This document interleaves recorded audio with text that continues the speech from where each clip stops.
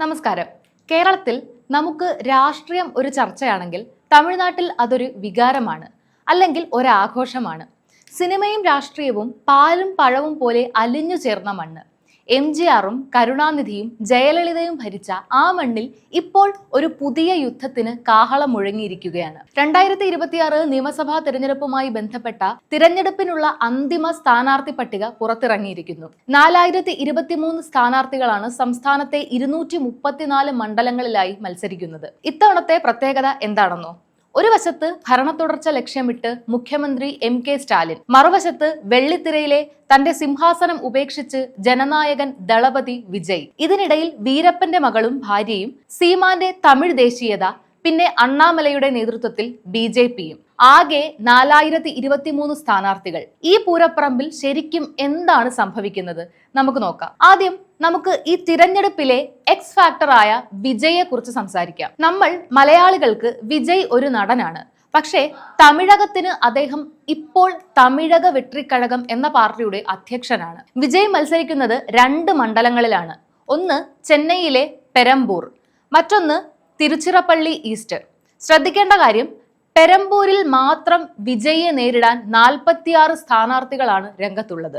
ഇതിനെയാണ് തമിഴ് രാഷ്ട്രീയത്തിലെ ചെക്ക് എന്ന് വിളിക്കുന്നത്. സിനിമയിലെ പോലെ വെറുതെ വന്ന് വില്ലനെ അടിച്ചിട്ട് പോകാൻ രാഷ്ട്രീയത്തിൽ പറ്റില്ല എന്ന് വിജയ്ക്ക് നന്നായി അറിയാം. അതുകൊണ്ട് തന്നെ വലിയൊരു ഭാഗം യുവാക്കളെയും സ്ത്രീകളെയും ലക്ഷ്യം വെച്ചാണ് ദളപതിയുടെ നീക്കങ്ങൾ. ദ്രാവിഡ രാഷ്ട്രീയത്തിന് ഒരു ബദൽ തനിക്ക് ഉണ്ടാക്കാൻ കഴിയുമോ എന്നതാണ് വിജയ് നോക്കുന്നത്. ഇനി നിലവിലെ ചാമ്പ്യന്മാരുടെ കാര്യം പറയാം. മുഖ്യമന്ത്രി MK സ്റ്റാലിൻ തന്റെ സ്വന്തം തട്ടകമായ കൊളത്തൂരിൽ നിന്നാണ് ഇത്തവണയും ജനവിധി തേടുന്നത്. സ്റ്റാലിനെ അവിടെ പൂട്ടാൻ 34 എതിരാളികളാണ് അണിനിരക്കുന്നത്. മലയാളികൾക്ക് മനസ്സിലാകുന്ന രീതിയിൽ പറഞ്ഞാൽ, പിണറായി വിജയൻ ഭരണ തുടർച്ച നേടിയതുപോലെ ഒരു 2ാം ഊഴമാണ് സ്റ്റാലിൻ ലക്ഷ്യമിടുന്നത്. സ്ത്രീകൾക്ക് മാസം 1000 രൂപ നൽകുന്ന പദ്ധതിയും സർക്കാർ ബസ്സുകളിൽ സൗജന്യ യാത്രയും ഒക്കെ സ്റ്റാലിന്റെ കരുത്താണ്. പക്ഷേ ഭരണവിരുദ്ധ വികാരവും ഉദയനിധി സ്റ്റാലിന്റെ ഉയർച്ചയും പ്രതിപക്ഷം ആയുധമാക്കുന്നുണ്ട്. സ്റ്റാലിനെ സംബന്ധിച്ച് ഇത് കേവലം ഒരു ഭരണ നിലനിർത്തലല്ല, മറിച്ച് തന്റെ മകന് സുരക്ഷിതമായ ഒരു രാഷ്ട്രീയ ഭാവി ഒരുക്കൽ കൂടിയാണ്. ഈ തിരഞ്ഞെടുപ്പിലെ ഏറ്റവും കൗതുകകരമായ മറ്റൊരു വാർത്തയാണ് കാട്ടുകൊള്ളക്കാരൻ എന്ന് നമ്മൾ വിളിച്ചിരുന്ന വീരപ്പന്റെ കുടുംബത്തിന്റെ എൻട്രി. വീരപ്പന്റെ മകൾ വിദ്യാറാണി സീമാന്റെ നാം തമിഴകർ കക്ഷിക്ക് വേണ്ടി മേട്ടൂരിൽ മത്സരിക്കുന്നു. മറുവശത്ത് വീരപ്പന്റെ ഭാര്യ മുത്തുലക്ഷ്മി കൃഷ്ണഗിരിയിലും കളത്തിലുണ്ട്. ഇത് കേട്ട് അത്ഭുതപ്പെടേണ്ട. തമിഴ്നാട്ടിലെ ഉൾഗ്രാമങ്ങളിൽ ഇപ്പോഴും വീരപ്പൻ ഒരു റോബിൻ ഹുഡ് ഇമേജുള്ള വ്യക്തിയാണ്. ആ വോട്ടുകൾ പിടിക്കുക എന്നതാണ് ഇവരുടെ ലക്ഷ്യം. ഇതിനൊപ്പം തന്നെ എടുത്തു പറയേണ്ട പേരാണ് സീമാൻ. തമിഴ് ദേശീയത മാത്രം സംസാരിക്കുന്ന സീമാൻ ഇത്തവണ വലിയൊരു വെല്ലുവിളിയാണ്. കഴിഞ്ഞ തവണ വലിയ ശതമാനം വോട്ടുകൾ സീമാൻ പിടിച്ചിരുന്നു. ഇത്തവണ അത് വർദ്ധിപ്പിച്ചാൽ അത് DMKയും AIADMKയും ഒരുപോലെ തളർത്തും. നിങ്ങൾ ആലോചിക്കുന്നുണ്ടാകും, വെറും 234 മണ്ഡലങ്ങളിലേക്ക് എന്തിനാണ് ഈ 4000-ലധികം ആളുകൾ മത്സരിക്കുന്നത് എന്ന്. ഇവിടെയാണ് തമിഴ് രാഷ്ട്രീയത്തിലെ തന്ത്രങ്ങൾ ഒളിഞ്ഞിരിക്കുന്നത്. അതിലാദ്യത്തേത് ഡമ്മി സ്ഥാനാർത്ഥികളാണ്.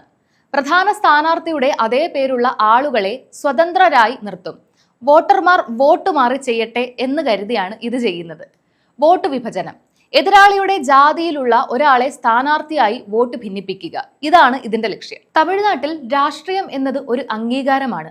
തെരഞ്ഞെടുപ്പിൽ മത്സരിച്ചു എന്ന് പറയുന്നത് പലർക്കും ഒരു പ്രശസ്തിയുടെ ഭാഗമാണ്. ഇത്തവണ DMK സഖ്യം, AIADMK സഖ്യം, വിജയുടെ TVK, സീമാന്റെ NTK, BJP മുന്നണി എന്നിങ്ങനെ 5 കക്ഷികളുടെ പോരാട്ടമാണ് നടക്കുന്നത്. അതുകൊണ്ട് തന്നെ ഓരോ വോട്ടും വിലപ്പെട്ടതുമാണ്. തമിഴ്നാട് ആര് ഭരിക്കണം എന്നത് നമ്മൾ മലയാളികൾക്കും പ്രധാനമാണ്. മുല്ലപ്പെരിയാർ വിഷയമായാലും അന്തർ സംസ്ഥാന നദീജല കരാറുകളായാലും നമ്മുടെ നിത്യോപയോഗ സാധനങ്ങളുടെ വിലയായാലും തമിഴ്നാട്ടിലെ ഭരണകൂടവുമായി നമുക്ക് വലിയ ബന്ധമുണ്ട്. വിജയെ പോലുള്ള ഒരു പുതുമുഖം വരുമ്പോൾ അത് അയൽ സംസ്ഥാനം എന്ന നിലയിൽ കേരളത്തിലും ചർച്ചയാകും. ജാതിയും മതവും രാഷ്ട്രീയവും എല്ലാം കലർന്ന തമിഴ് മണ്ണിൽ സെക്കുലറായ ഒരു രാഷ്ട്രീയം കൊണ്ടുവരുമെന്നാണ് വിജയുടെ വാഗ്ദാനം. അത് എത്രത്തോളം വിജയിക്കും എന്ന് കണ്ടറിയണം. ചുരുക്കത്തിൽ പറഞ്ഞാൽ 2026 തമിഴ്നാട്ടിൽ നടക്കാൻ പോകുന്നത് വെറും ഒരു തിരഞ്ഞെടുപ്പല്ല. അതൊരു വലിയ അധികാര കൈമാറ്റമാണോ അതോ പഴയ പുലികളുടെ അപ്രമാദിത്വമാണോ എന്ന് കാലം തെളിയിക്കും. 4023 സ്ഥാനാർത്ഥികളിൽ ആര് വാഴും, ആര് വീഴും? സിനിമയിലെ ക്ലൈമാക്സ് പോലെ തന്നെ ആകാംക്ഷാഭരിതമാണ് ഈ രാഷ്ട്രീയ യുദ്ധവും. നിങ്ങളുടെ അഭിപ്രായത്തിൽ വിജയുടെ എൻട്രി തമിഴ്നാട്ടിൽ മാറ്റമുണ്ടാക്കുമോ അതോ സ്റ്റാലിൻ തന്നെ വീണ്ടും വരുമോ?